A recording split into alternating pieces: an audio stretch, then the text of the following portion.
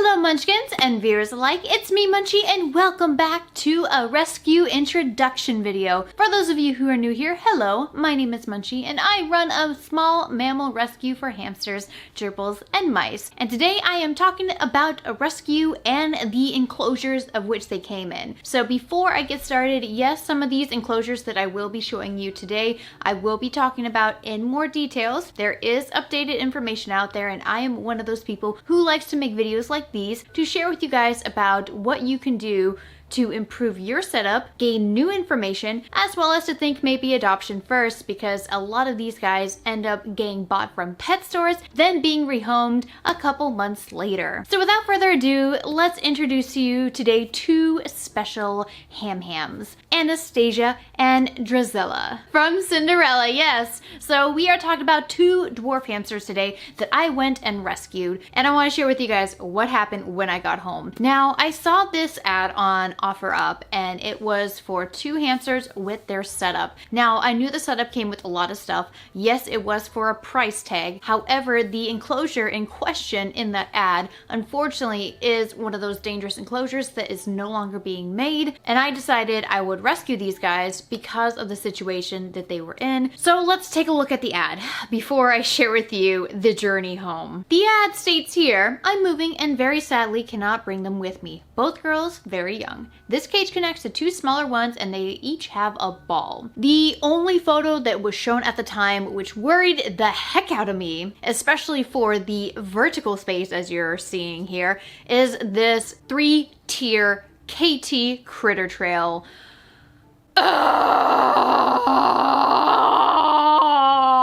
Yeah, that's my reaction.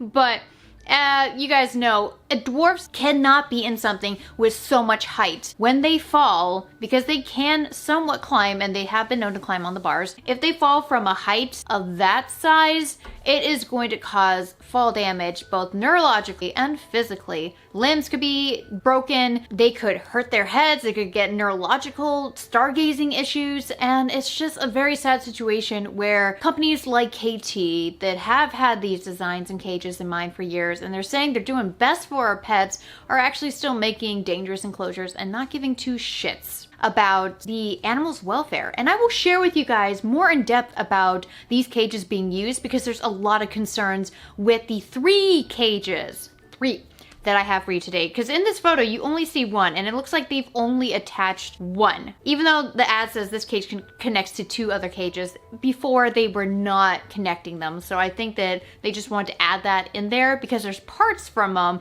that clearly you see in this photo are from other cages. And those are the cages I'm going to share with you guys today. They said to me they are both robo dwarf hamsters, both female and friendly. There's a darker colored one and a lighter gray one. The light colored hamster likes to nibble, but it's gentle and she's never bit hard. The other never bites and never has. They say that they can attach photos of them to post. OfferUp may delete the post because there's supposed to be no animal sales. So she knows that there's not supposed to be animal sales, and yet she's doing it. I don't like that. That is very shady. I kind of wish that she had posted on Craigslist, but it's possible that she might not trust Craigslist, but yet don't trust OfferUp, which is supposed to be a for sale site only. So I don't like that at all, and I feel like if you were to have posted on Craigslist in the pet section, you would have seen people. You would have had more attraction when it comes to inquiring for these hamsters. I bought them from a pet store about 2 months ago, so right now you guys know that I really don't like them when people like flip them around after having them for just a month or even maybe just a week or maybe even just a day, which actually is very common. People will bring them home, don't like them all of a sudden, and then return them the next day to the pet store. It is bad. It's really bad when you have that mindset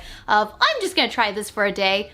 It didn't work out. There you go. But they are moving, as they said, and so they just couldn't take them with them. But they did not probably think ahead, or they could have just not seen this coming and it was a very sudden move. I just want to relay the information. It's not that like I'm defending them, but you guys gotta understand too that sometimes people's lives, they change, as well as, yes, I am mad that it did happen, but we just got to be understanding and try to be neutral to see exactly what is going on in these types of situations. I'm guessing they're around 3 to 5 months old. They were babies when I got them and haven't grown very much, but I think they are fully grown now. When I first inquired about the height of the enclosure, because I just wanted to make sure that the enclosure was going to topple over in my car as I was trying to bring them home. So in this conversation, they also thanked me for taking in their hamsters and giving them a loving home, which I am getting a feel for that they just love their babies, but they were just, from the care that you saw in the photo, did not understand that their care was wrong, because maybe they could have got the information from a not so great source,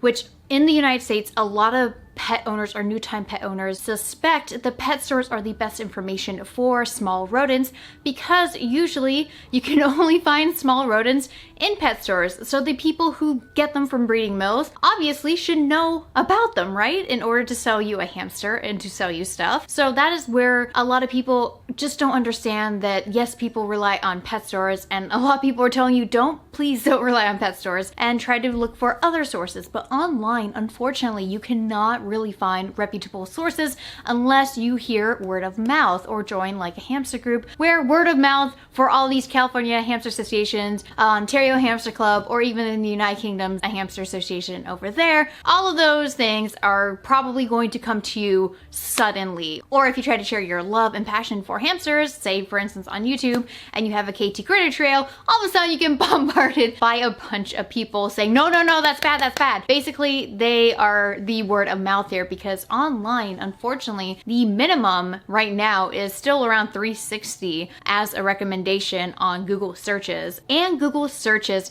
don't actually show the Hamster Association or clubs. Unfortunately, Google is showing like blogs from people that really don't know better, and they're spreading their information based off of like pet stores and what's currently out there for other blogs. So it's just blogs reblogging, blogs reblogging, blogs. It can be very hard in the United States to find good information. This pet store is actually located in a little strip mall. It's a hole in the wall type thing. And you really don't want pet stores being in like a janky little strip mall. You know, I mean, there is pet stores that are located in like a mall section, like outlets and stuff like that, outlet stores. But when it's literally a hole in the wall strip mall that's very small, you can kind of predict what type of care they would recommend. And when I was talking in person, I swear she told me that this pet store owner that owns this place was a past veterinarian or worked with animals, and then decided she wanted to go into pet business and pet care and had her own little pet store. And from the reviews online, there's a lot of people saying the small animals are mistreated and not properly taken care of, and it is a pet store that maybe you guys aren't aware of is a breeding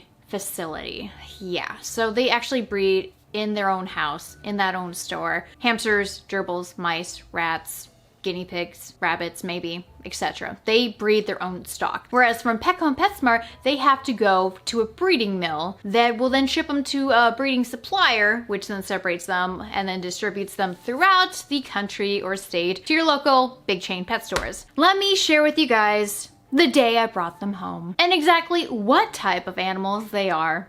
We got a winter white right here. Yep, hi sweetheart, yep. And then in here, where are ya? This could be a winter white. Although you look quite different. I can't tell what you are. Are you winter white, dear? Or are you a Russian? Winter white Russian? What are you? What are you? I do not know. Gotta separate these guys. They came in this. But what do you think? I don't know. You look like a Russian dwarf. I don't know if you're winter white. You don't really look it. Not at all. Yeah. Yeah, look at you. Although your face looks a little different. First you said they were robos, but these are not robos. Yeah, what are you? You're definitely not a robo. Robos don't have that face. Definitely don't, and not that body. Not that big body. So we have possibly A Russian dwarf and a Hungarian together. Is that one over there is definitely a Hungarian. Definitely not a Russian dwarf, you can tell by the body.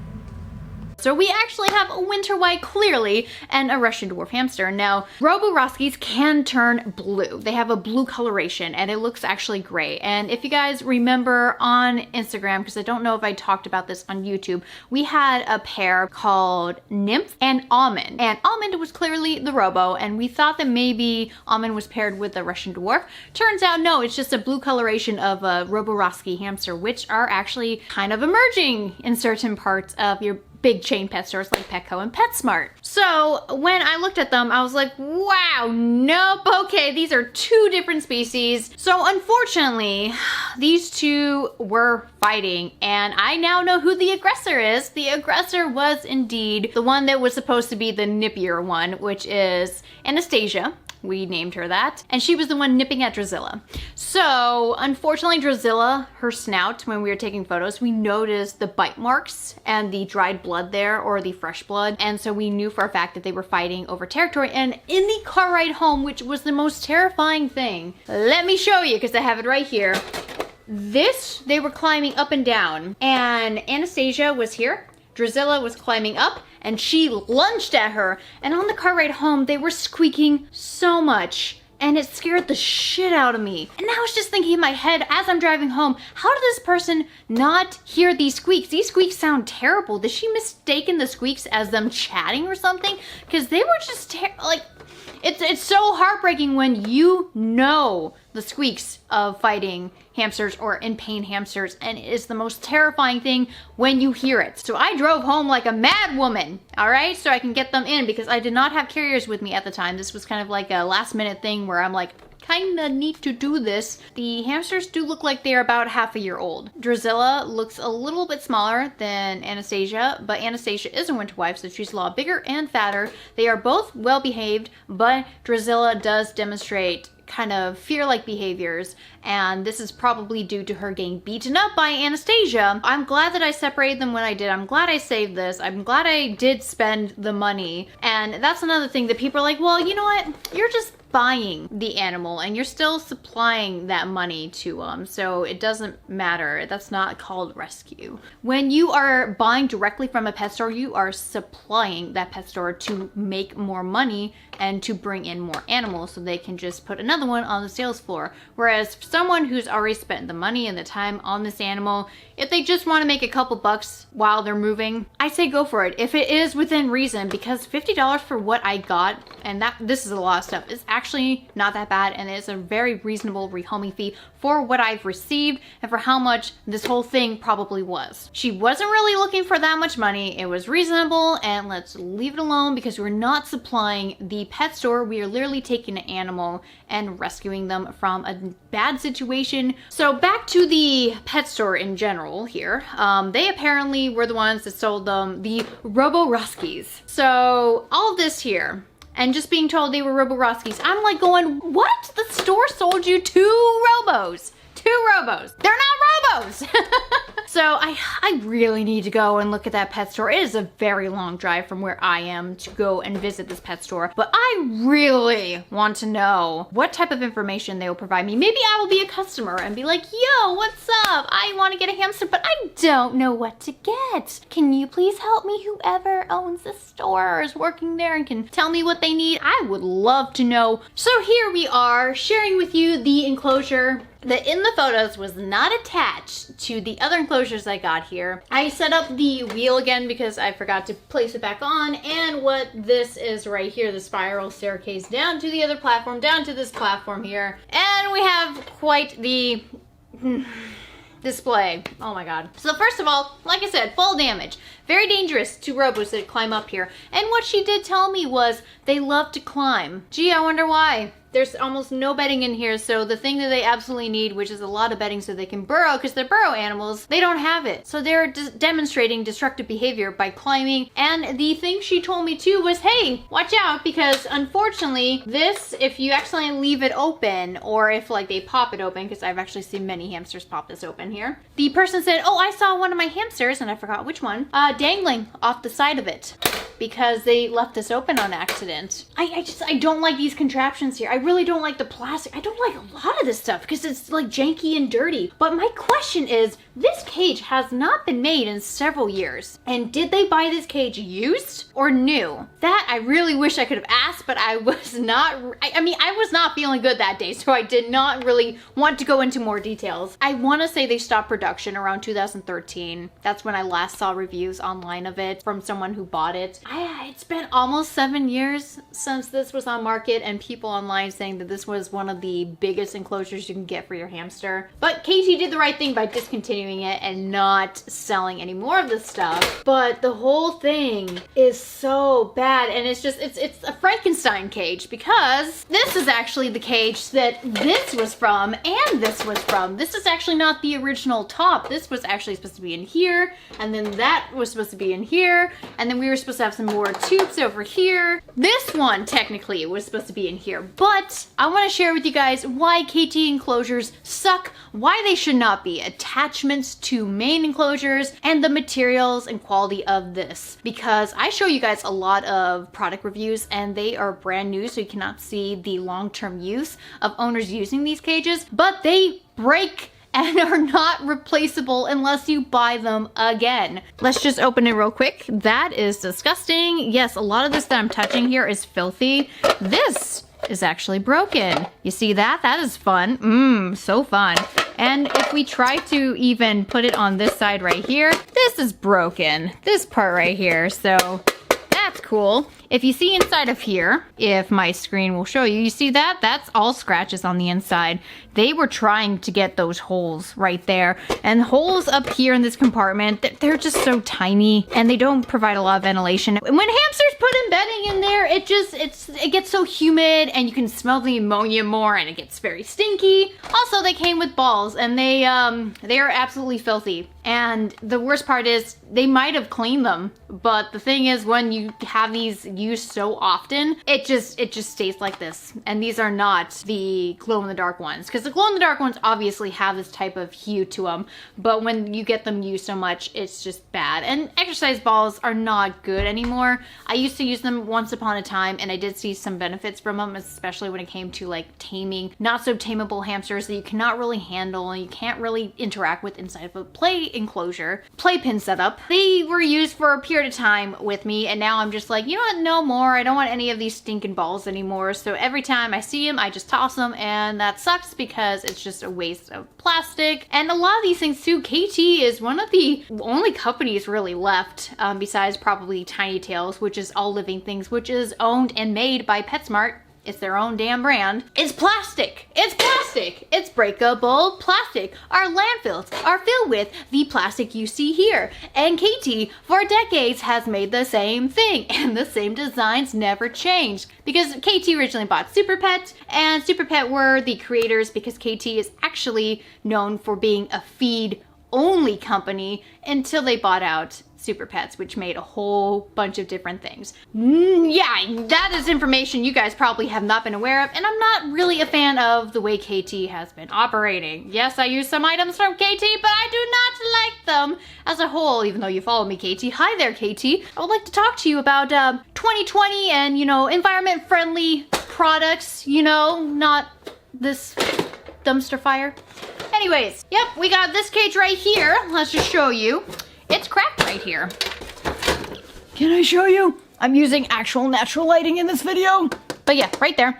It's cracked, it scratches, it's disgusting feeling. The wires can bend easily, although this one doesn't look like it has any wire issues. There's been KT critter trails that have known to have wire issues. If you drop them a lot, then it could start bending the wire. And the problem is, when hamsters see an opening, just a slight opening that's a lot bigger, they will try to go through it. There has been hamsters known to hang themselves from the bars due to that. So the other big thing about KT enclosures is that if this was a Syrian setup rather than a Dwarf setup, Syrians have died in these tubes. They're just way too small, and they have rims on the inside, which makes the inside even smaller than the outside. And I don't know why they decided not to use this one. It could be just because of that crack, or it could just be that it was very similar in design to this right here, and they needed the top, so they just decided to like use parts from here. So I think maybe that's what happened overall. Then we got this one right here, which I like this one more as like a travel carrier. It's just one level. You have the main part that can open up, but hey, look at this. They zip tied it.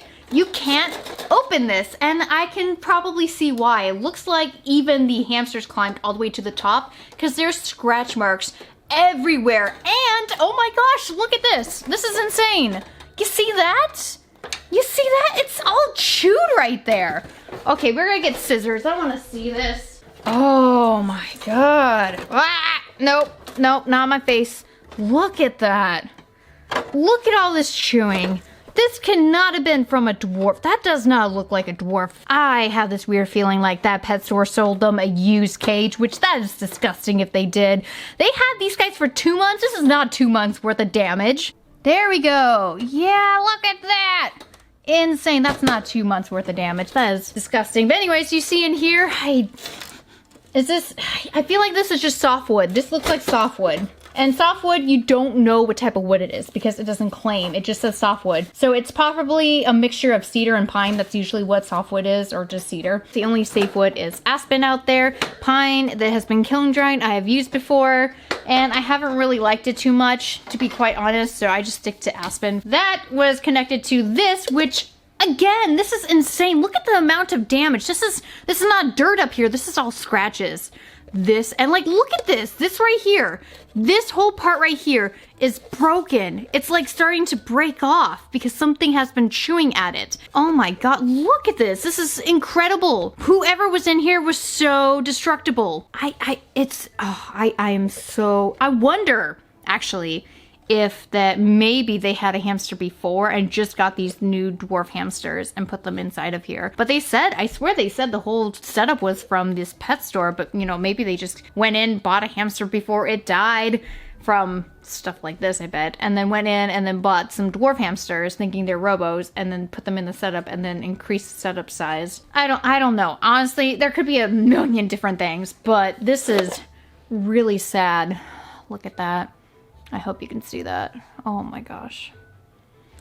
And then it's just disgusting and dirty in here. Plastic retains all this disgustingness right here. And if you're not scrubbing it out, it just cakes on.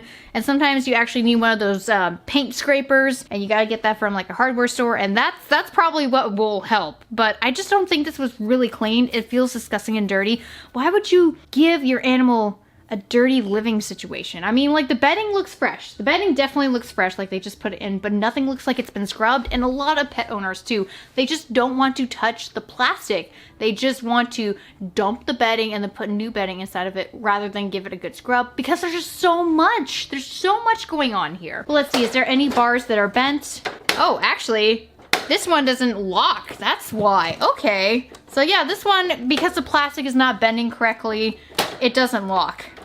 That's lovely. Yeah, so that's, like, this is all safety hazards. And I've described this in some of my KT videos where people are like, oh, but I have it as an attachment, or, oh, you actually, Munchie, are supposed to attach multiple, and that makes it so much better. No, these guys are garbage. The owners were just misinformed. They can be partially to blame for their care and not really looking more into it. Then again, it's like also pet store and just misinformation out there online is also partially to blame. So it's a middle ground of like, yes, they should have done this, but yes, the pet stores are also guilty. It's not necessarily all of their fault. But here we go. This thing, which when I got it and secured it in my car, this was falling apart. Let's see, where is it? Oh, I guess I secured it. That's funny because like this whole top came off. Oh, it's kind of coming off. You see that? Oh, yep. This part right here. It was not secured on at all. So it's just dangling there. So I was like, oh God, please don't come off while driving home. The water bottle, I believe, was down here, and they had it like this. They have a bunch of zip ties on it, and then they have like a wood stick right here, that somehow this was sticking to something inside of here, but it came off as I was driving home. So I didn't know where it was gonna go, but let's take this apart. Oh, another thing I didn't mention. This drop right here, even though there is grip inside of here, if a hamster is careless or if they miss their grip, they can plummet. And that is bad. That is very, very bad. Oh, Katie is just... Katie.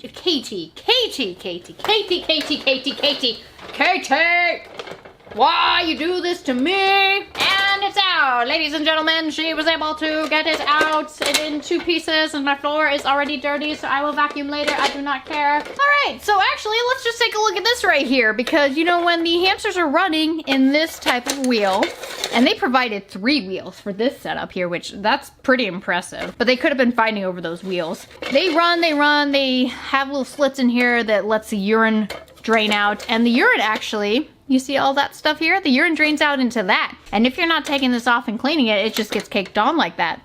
So, there you go for that. All right, let's take a look at the inside a little bit. Lovely setup if I do say so myself. No, I'm kidding. I am absolutely kidding, guys. Oh my God, I am very kidding. I guess I could just open this up so you guys could see better. And there's 3 doors here.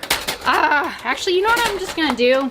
I could just remove the bottom, but then the top comes off with it. Okay, let's not do that. Never mind. You guys can clearly see a little bit better here. There is ledges here, so we get 2 ledges. That's what typically comes with this setup. There is a missing ramp for these guys here. So how did they get up before? Oh yeah, so the tubes are right here, but there is supposed to be a ramp that I believe connected downward or connected these 2 right here. They have a 6.5-inch silent spinner, which this is the minimum in my opinion for only robo hamsters, not for Russian dwarfs or winter whites, because winter whites get really fat very quickly, so an 8-inch wheel is actually my recommendation. We're trying to phase these ones out for just dwarf use, but it's still considered to be minimum in the community. This right here is just a monstrosity. Oh, I hate this so much. This is too tiny. This is very tiny. Let's move this aside real quick. Look how much tinier that is. What? Is this a 3-inch wheel? What? It looks like it's a 4.5-inch wheel. All right, 4.5-inch wheel versus a 6.5-inch wheel. Look at the difference. The wheel is filthy, but you know, they generate so much urine so quickly. So this actually could just be like a day or 2's worth, and then they would just have to wash it. This one looks a little bit cleaner. Oh, the food is all moldy. So I hit my arm and it gave me a reaction, so I dropped the food, but like, look, right down there, this whole thing, like right here, it's just mold. This doesn't really just happen in a day. Okay, here's this one. You can kind of see it. Do you see that? Okay, flip over, because you can see it clearly more if I flip over. Flip it. You can, oh, I can smell it. Okay, my lungs are going to shit, but that, yeah, okay, that's mold. So no, not good at all. Not good. Don't know if they just never really cleaned that out. This is supposed to be a high/sand dish, but there's no sand in here. There's absolutely no sand. Just bedding. So they did not have a sand dish. And they should. They definitely should. If you have a dwarf hamster, you definitely need sand. Don't use dust. Dust is bad for the respiratory. But this whole thing, stinky, gross, disgusting, filthy. My hands are filthy. Like, I have had some intakes before with some very clean enclosures. This is very bad. And I know that this person loved their hamsters and they were very happy that they were going to another person that loved hamsters, but a lot of people really don't put a lot of thought, effort, or care into how they raise their hamsters. And as I was growing up, even when I was a preteen and I got another hamster again after I was a child, I did not really put two thoughts into their care very closely. Like, I did not think that they needed so much. And I don't know at the time if I just was reading a lot of books. I know as a child I read a lot of books that just really did not go into much detail about their environment or how they behaved in the wild. But basically they say, just get some bedding, just get this, get some chew toys. And we do have chew toys, but the problem is there was none inside the enclosure, and there's chew toys like right here, and these are actually supposed to be for rabbits. They're called Big Branch Bites right here. So these guys really had no enrichment. They cannot really chew on anything but plastic. And of course, when companies only sell plastic and they don't sell wood, it's very very dangerous. I know hamsters will not ingest the plastic bits, they just spit them out. They will spit them out, they will not digest them, although you might have some uncommon circumstances where they will ingest them. But hamsters, they need more, and the pan depth inside of here, that was only an inch of bedding. They need more than 3. They need to submerge themselves. They need to be able to regulate their body temperatures in the winter and in the summer. And it's just not really a setup that keeps the animals in mind. It's just a, ooh, look at that pretty accessory in your child's bedroom. Look at these fun throw-up colors for your child that just loves the rainbow. If you guys like the rainbow, I'm not trying to insult you. But it's just like the color design of a lot of these enclosures are so geared towards children and are not really that appealing to people unless you really like these colors. Companions are for adults, and she was an adult. I don't know if she had a child. I think she did. I think in one of her photos that I saw, maybe she had a child. She showed up there with another adult. I didn't see a child in the car or anything. Parents or, you know, adults like these guys because they're not just for kids, and they should not be throwaway pets, and we should start them off on the right foot so they can have that companion, build up a bond, love them and take care of them properly so they can see them flourish. We're really not seeing them flourish in these. We're seeing them get rehomed very quickly. Katie making that buck. Woo, look at that. They rehome within a month and they can't return their enclosure to the pet store. So woo, Katie made a profit. Yeah. I'm sorry, Katie, I'm dissing on you so much, but it's just like, I really want you to listen. Maybe I won't be dishing on you if it wasn't for these types of setups where even though you did come out like 2 years ago with an enclosure for hamsters that's at least 540 square inches in floor space, you basically copied your guinea pig enclosure and called it good. Nothing has really been innovative or with a new design. And all these designs you see here have been from Super Pet for 2 decades in the early 2000s. Same designs, different blocks, and different company name at the time. Like this one, does this one still say Super Pet? I bet you $10 it says Super Pets. Ah, it says Super Pets! I knew it! Super Pet, Super Pet, Super Pet. Because the other ones say KT after KT bought them. So here we go, right there, KT. I don't know if it's in focus. I hope you can see. And the other one, clearly this one looks like it is a KT cage because some of them do have design updates. Oh no, this one says Super Pet! Wait, this is an old design Super Pet! Oh my gosh, hold on. Hold on. Here we go. This is the newer one, right? Yep, this one's the newer one. You see that? I took the top off, by the way. But this is the exact same cage as this one right here. Same ones, just different time periods. Probably early 2000s. This one was probably bought within the last like 3 years. These are the exact same cages with the exact same twisty thing. I mean, like this one you can clearly see the bars are a lime green. This one is just kind of a neon green. How about that?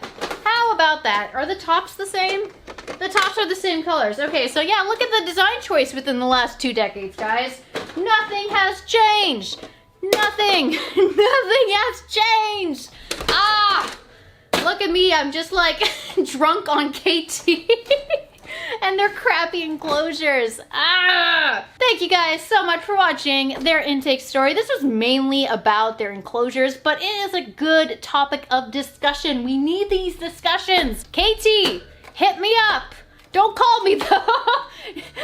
Email me. I would just love to work with KT and get them to be hopefully a leader in appropriate pet care. But right now, Night Angel is killing it when it comes to appropriate pet care. And they are, from my understanding, a Chinese company, I think. And so they are actually getting the big, massive enclosures, the really cool aesthetic designs of wood. I just want some company to care that their products are destroying animals out there and they just need to change. I don't want this in 50 years from now. I don't want to be an old 99-year-old lady looking at the current pet care on the websites and just seeing like the same design like, you know, 50 years from now or some shit like that. Oh my gosh. Please, KT, change! I'm begging ya! Thank you guys so much. If you liked today's video, hit like to show support. Comment down below if you liked anything to say about this video. If it's about my hair, thank you. I'm gonna get that one comment. It's like, I like your hair. Thank you. It's supposed to be a little bit brighter, but it's okay because I just dyed it, so it's a little bit darker right now. And if you just want to subscribe to this channel, you're welcome to do so. So thanks guys so much, and I'll see you around. Bye-bye.